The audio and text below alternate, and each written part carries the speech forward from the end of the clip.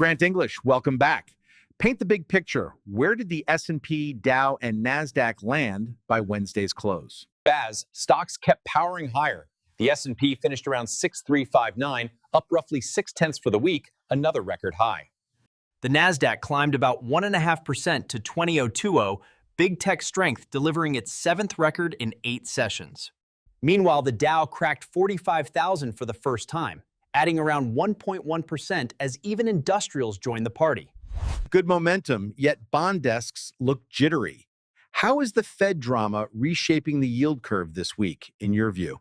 Traders are leaning into the so-called Powell hedge, shorting 5 years and buying long bonds, wagering the spread blows out past 100 basis points. The catalyst is political heat on Chair Powell. Any hint of lost independence fuels expectations of short rate cuts but higher long-end inflation risk. Net move so far, 2-year yields slipped, 30-year yields inched higher, a textbook bear steepener flashing amber for rate-sensitive sectors. Let's pivot to corporates. Tesla's quarterly drop was the talk of the tape.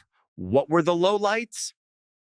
Q2 revenue fell 12% to $22.5 billion, deliveries missed, and the stock is roughly 18% lower year-to-date. Musk dangled robotaxis and humanoid robots as future saviors, yet analysts fear continued timeline slippage will keep pressure on valuation multiples. Looking ahead, Apple reports next week. What are traders bracing for in numbers, narrative, and implied move? Street consensus sits near 1.42 EPS on $89 billion revenue, barely mid-single-digit growth, so forward guidance will steer sentiment hard. Options are pricing about a 3% swing. Bulls want AI and Vision Pro traction. Bears focus on China's softness and antitrust noise. Turning to real assets, oil looks perkier.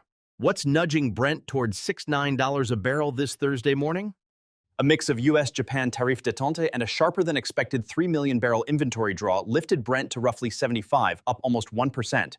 Crypto seems sleepy. Bitcoin's hugging 1.8K. What's the vibe in that corner? Any catalysts or clouds lingering? Price action's listless. Bitcoin's off about 0.5% to 117.9, stalling beneath the 120 breakout as ETF headlines swirl. Altcoins are bleeding harder. XRP down 6, Solana off 5. Fresh SEC scrutiny is tempering speculative flows for now, at least. Our South African listeners track the Rand and JSE. What moved local markets over the last fortnight, Grant?